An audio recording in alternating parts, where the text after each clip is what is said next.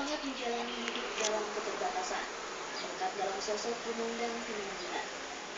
Kerjaan menggerakkan tubuh di atas kursi roda membuktikan bahwa tak ada sesal dan putus asa bagi perempuan berdarah Batak ini. Rumondang Tinambunan lahir di Medan dengan keadaan normal. Kecelakaan mobil yang hebat di tahun 1977 dan menyebabkan kedua kaki wanita kelahiran 1976 ini mengalami lumpuh total. Kondisi yang tak sempurna lantas tak membuatnya kehilangan percaya diri dan membatasi pergaulan. Tahun 2006 Rumondang dipertemukan dengan Catur Bambang, seorang pria yang juga menyandang disabilitas. Bukti cinta pasangan ini pun nyata dengan lahirnya sang buah hati yang sehat di tahun 2007. Angga Samuel, putra pertama mereka. Setelah 10 tahun mulai di kursi roda, saya kan mungkin punya anak, sangat sulit untuk berkeluarga, ngurus diri aja sudah hebat. Ternyata itu semuanya berubah ya. Saya dipertemukan Tuhan dengan suami saya, lalu kami menikah.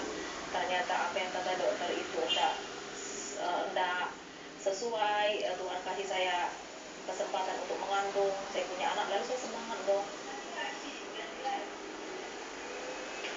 Menghabiskan sisa hidupnya di atas kursi roda, lantas tak membuatnya berhenti menjalankan perannya sebagai seorang istri. Dari atas kursi roda, Rumondang mampu menjalankan berbagai aktivitas rumah tangga, seperti menyetrika pakaian, memasak, mengurus anak, hingga beragam aktivitas lainnya. Sebetulnya keadaan yang membuat bisa semua.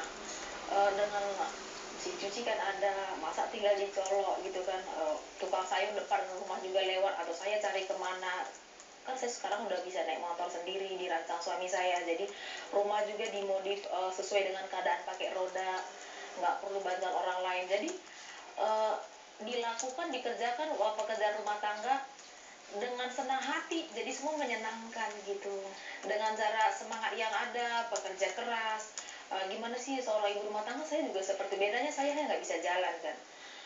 Ngurus anak, ngurus keluarga, saya kerjain semua seperti orang lain. Jadi kan orang lain juga ngurus rumah tangganya, kenapa saya enggak?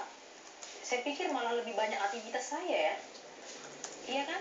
Karena saya selalu berusaha, gue kan udah punya kekurangan nih, jadi gue harus bisa lebih dari yang lain. Ya, di tengah kondisi yang tak sempurna, membesarkan sang buah hati menjadi tantangan tersendiri bagi Rumondang. Nilai-nilai bakti terhadap orang tua menjadi fondasi Rumondang dalam membesarkan Angga sang buah hati. Anak laki. Hidup dari orang tua yang berbeda dari teman-temannya, sedangkan Angga kan berlingkungan sekolah di tempat yang normal gitu.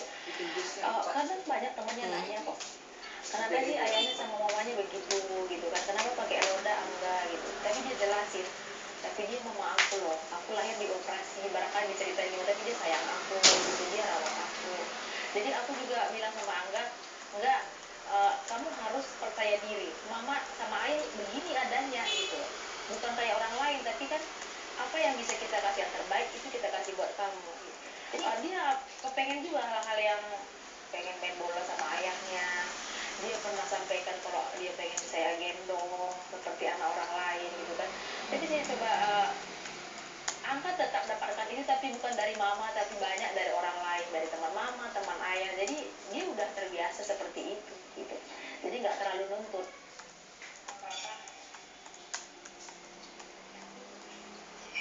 Aktivitas mengantarkan makanan ke bengkel menjadi salah satu rutinitas Rumondang sehari-hari. Siang ini Rumondang akan mengantarkan makan siang ke bengkel sang suami yang jaraknya 2 km dari rumah.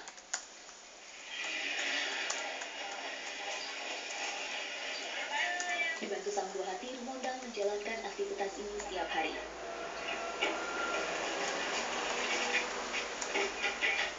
Si Angga jadi kemek loh. Pintar banget sih si Angga ini.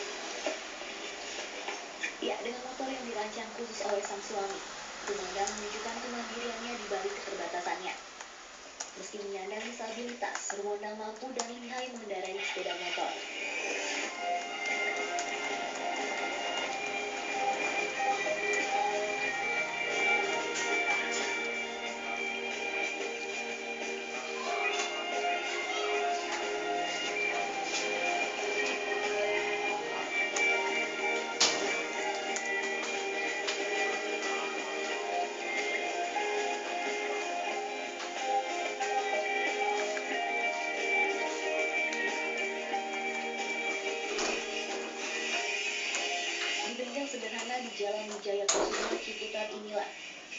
Bambang membuka usahanya.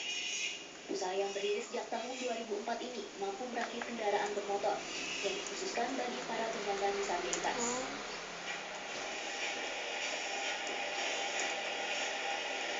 Ada alasan mengapa Catur Bambang mendirikan usaha ini.